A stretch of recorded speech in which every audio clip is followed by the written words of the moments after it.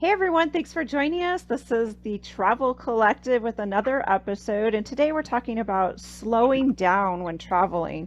So, we've got a great group today, so we're just going to go around and let each of them introduce themselves. And when you're introducing yourself, share what does it mean to slow down when you travel. So, I'm going to start with Erica.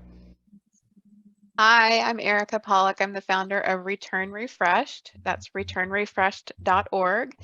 And did you ask a question yet? I'm so Yeah, sorry. that's all What right. does it mean to when you slow What down? does it mean to slow? What does it mean to you to slow down when you travel? Yes. Honestly, I think it starts with a mindset. I need to go in saying to myself, I don't need to do France. I don't need to hit all the spots. I'm not going to do the FOMO. I'm going to say no to that and instead say yes to JOMO, which is the joy of missing out. So it's really getting in the right headspace for me. I Oh, have I to start love there. that. That's beautiful. Monique? Yeah, I'm Moonique Toonen from Happy Guru International. Yeah, what do I do to get it? Well, for me, actually, it's a lifestyle. It became a lifestyle. I used to travel, of course, but I live a nomadic life right now. So for me, typically slowing down is allowing myself to be lazy. There we go. But laziness is maybe has a negative connotation. Sorry, but it's more like for me, it's necessary to become creative again. Yes. Because we Yeah. oftentimes get so caught up in our head, right, that we forget to what is the heart telling us in that matter, and that's giving space to the heart space. Nice. I love that. It's Yeah. beautiful. Cindy. I'm gonna like tag on to what Erica said, is like I just put it in my mind that I can't do it all, and that part of the trip is about taking time and experiencing it. And you can't, if you're in a hurry, if you're like, go, I have to see, checking boxes, then you're not really getting it and getting the culture. And I really find just sitting, people watching, nature watching, whatever you're doing, just slow down. You can connect with the place and the people a whole lot better. I do have to force myself, right? Sometimes you have to like force yourself to not go, just I'm going to take a day and not do anything or not go anywhere.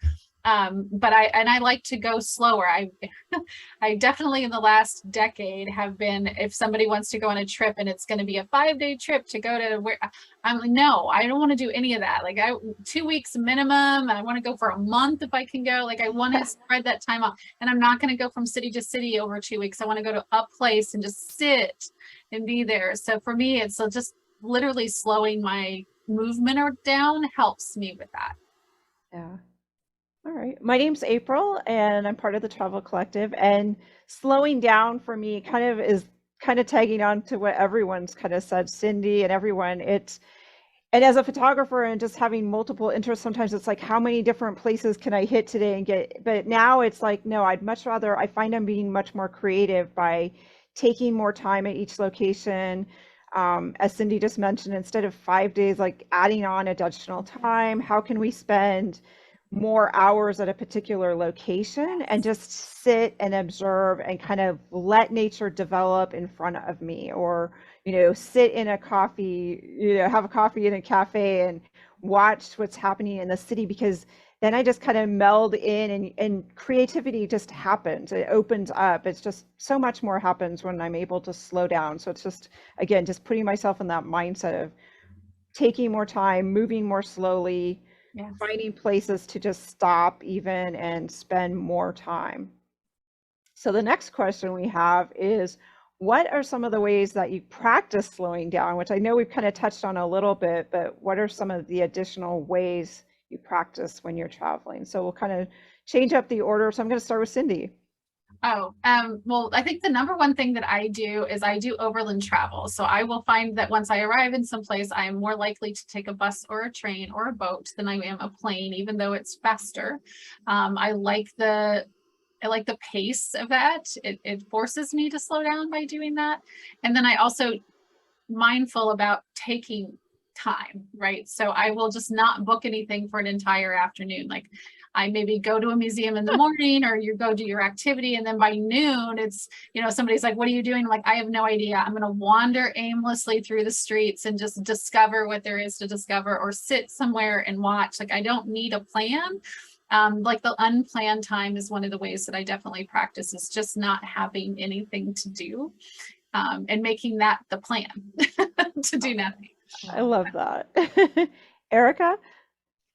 Oh man, both Monique and Cindy gave somewhat trigger words for a lot of people. Monique said lazy, and Cindy, what did you just say that made me think unplanned? Yeah. I think we can be very uncomfortable with those words, but once we reframe them in a very positive light, there's so much delight in them. So yeah, for us, you know, we've actually started to lay out all of the journeys that we create for people are based in the way our family has traveled, and we try to stick to one base. And Cindy, I think you alluded to this too. So even when we're going to do a somewhat exploratory thing, like right now I'm building one in France that, you know, everywhere we go, we're staying in one chateau, a beautiful historic chateau that has acres of land for us just to wander. And then, but we've got day trips going from there. And I know this may seem trivial, but packing up and going to another accommodation takes something out of you. So if I can say, let's stay in one spot for 1 week, and then we can go and check this village out and that village out, you're going to find that your time isn't filled up with all those other tedious things that just kind of come with travel sometimes. Yep. I love just kind of simplifying it. Yeah. Oh, I love that. Absolutely. That's wonderful. Monique? Yeah, I totally resonate what Erica says, and that's one of the reasons I myself stay like for 6 months here in Mexico in Playa del Carmen. But also in my retreat, I stay at one place and go from having day trips, because it's packing up. What do you take? You know, moving. It's all taking up energy and space and time, of course. So what I've learned was, even though, because people are saying, well, you have to visit this for this, and you have to go this, and have to go there, and I'm like, I get it, right? But it's the same as packing your stuff and go for 1 day or 3 hours ride or whatsoever. For me, it's more like, I mean, I'm going to Guatemala for 3 months and then come back to Mexico to another place, which is more south in Mahual.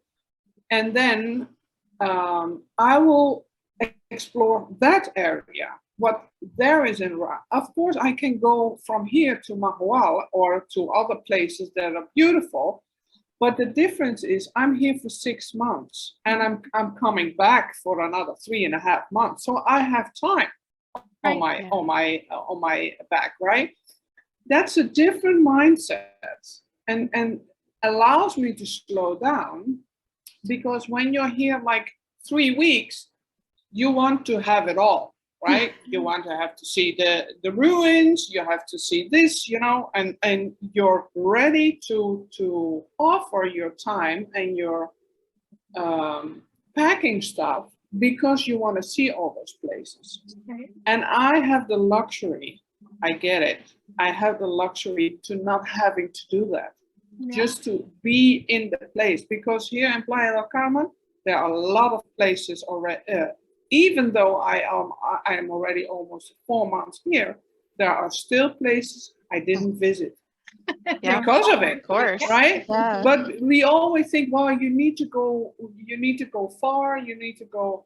There are so many local things that are so great to see, and also these gems you have. I did a food tour, for instance, and they showed me all the gems. Although I know all the spots, I crossed them, you know, and I was like, oh yeah, I've been here before, but never took something to eat here. Yeah. Until they say, well, this is really good food. They have really good food here, right? So that's why, first of all, eat local, do the local things, but also use local guides to show you the gems. Yeah. You don't need to go far and book always big tours to see No. something. Right. Right. That is Right. part of slowing Yeah. down. Yeah. Absolutely. Absolutely. Yes. Yeah. Some of the best ways Love I that. share to slow down when I'm traveling is, driving it yourself, so Yeah. that you can just stop wherever you want. So Yeah. get a map and don't, yes, you may have places you have in mind to see, but I definitely tell clients when I'm working with them too, like leave time, space out your day. Don't plan 4 hours of driving when it's going to get dark by 6, have only Exactly. maybe an hour to that Yeah. next destination. Yes. Yes. And allow time to just, hey, that looks interesting, pull off and stop. Yep. And being selective, like where you stay, I think is important too, because that can be part of like slowing down. If you're staying in something that's out in the woods by nature, that's going, by design, then you're out in a quiet place, and maybe that's the kind of experience you want. And conversely, if you want to be part of what's happening in Paris, by all means, pick a neighborhood that's interesting and that you can just walk out the door and go across to a cafe where they don't all speak English. Put yourself, being mindful of where you choose can also help you kind of slow down. Yes. I think it's just Perfect. staying out of Yeah. the touristy places, right? Yes, Because yeah. the mindset of tourists is to go, the fear of missing Right. out, CCC, right? Check boxes, take photos, do the thing, which we all want to do, but you can't, if you fill your whole vacation, your whole time with that, you're exhausted, right, Erica? Yeah. And that's not the point of the whole trip. Like it was, so you do have to do that. Yeah. Yeah. And you're on a good path when you can't find a menu that's in English. Right. Oh, that's a good. That is kind of a good sign that I'm now with guide. locals. That's Yeah, a great true. tip. Yes. Yeah. We're yeah. sharing some good stuff. So how do you feel about doing nothing during a trip? So I'm going to start with Monique. How do you feel about doing nothing? Well, it was years for me. It took me years to being able to truly relax, to really Really? get into it. And I mean, Wow.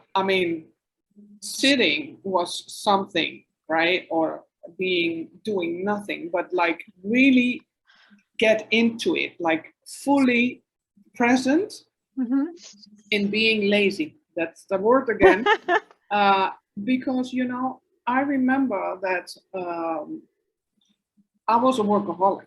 So relax was a very difficult word for me. I always wanted to be on the run, busy, full stack of tasks and go, go, go. I really was a go-getter, a doer. But I was very productive, but now not very effective. So we want to be effective instead of just being productive. Right. So Yeah, That's good. that is good. that was something for me. What I had to learn in this matter was actually doing the inner work, Yeah. not feeling guilty. Mhm. I was worthy to be lazy, right?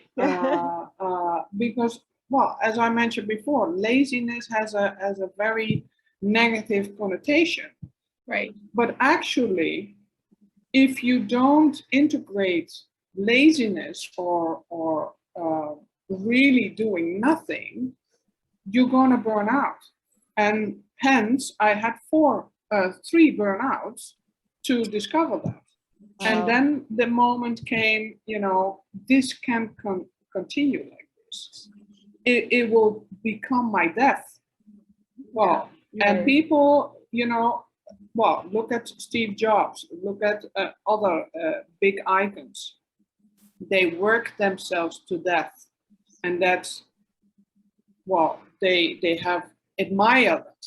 But for me, it's the other way around. Life is live. Yeah. not work, Absolutely, right? yes. To do that for sure. Yes. So Monique has no problem doing nothing on her travels. Right. Yeah. Nope. No, not at all. If Cindy, you want to learn this, go Uh, with me under my yes. wing. Cindy, I know we've talked about it, but yeah, do you have how do you feel? I definitely feel like it's I think it's an important part is to factor in to do nothing, like just really put that as part of your plan. And so I do know that there is a sort of a cultural experience where you go somewhere and people are saying, what did you do? You didn't do anything all day. And when I traveled, there are days where I will, literally just go get something that I love to eat and come back to wherever I'm staying and watch Netflix and eat my favorite food for the afternoon and put my feet up. And I'm not outside exploring.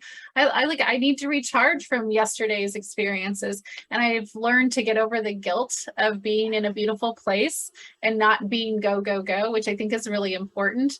I'm experimenting with some different food. I know when I was in Belize, I went to the grocery store and I bought food to bake because I like to cook. And I was in my, house that I rented and I'm cooking. I'm not out exploring, but I'm having a different experience. So I guess I definitely think that's something that we have to focus on is shifting what you want to get out of the experience, not doing vacations or trips the way other people think you need to do it. Do it the way you want. And sometimes that requires you to slow down, do completely different things, just make it what you want it to be because your trip is your trip, doesn't have to be anybody else's. Yeah. Yeah. So what a great life lesson is right there too, right? Yeah. Figuring out what you want to do, not what's being sold to you. Yes. Yes. So important. Mm-hmm. So Erica, real quick, how do you feel about doing nothing? I feel like it's central to travel. It's in any trip that I do, whether it's, for others or for myself, it has to take place. And, not all of us are in a place where we can pause for as long as, for example, how Monique is pausing right now. She's got this beautiful luxury to be able to be there for 6 months. Most of us don't have that in our lives right now. And so here's just a tip for kind of, listen, you've only got a week. Get in the mindset of going deeper rather than going broader. Yeah. And do a little research ahead of time. What I specifically try to seek is I call them global tranquility wisdoms. So say, for example, I'm going to, right now I'm building a trip to France right now. And I've been asking some of my local partners there, what would you say is like a top proverb that for you from your region or anything like that? And the thing that keeps coming back to me, everybody says, oh, joie de vivre. You Americans, you North Americans need to learn joie de vivre. I'm like, okay, what does that mean to you? And then they tell me, oh, well, just lingering over a meal. Why don't you guys linger over meals?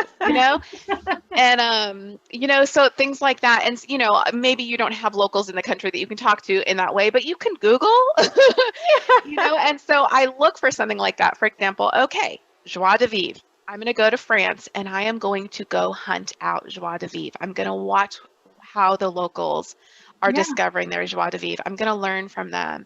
And that way, in that quietness and in that stillness, there is some beautiful exploration and creativity happening in your own mind as you watch and learn. Wow, that is so beautiful. I love that. And I know our timer went off, but I'm going to ask one quick lightning question. So you have to think quick. One place that you would say is your go-to for slowing down if you had to pick one spot. Yeah. So Cindy. Oh, here in LA, in this area, I go to Idlewild, which is up in the hills. That's where I go when I need to. It's maybe a 2-hour drive. It's up above Palm Springs. It's a mountain resort area. It feels like a ski resort, but they don't just skiing there. So there's nothing else there except for artist stuff.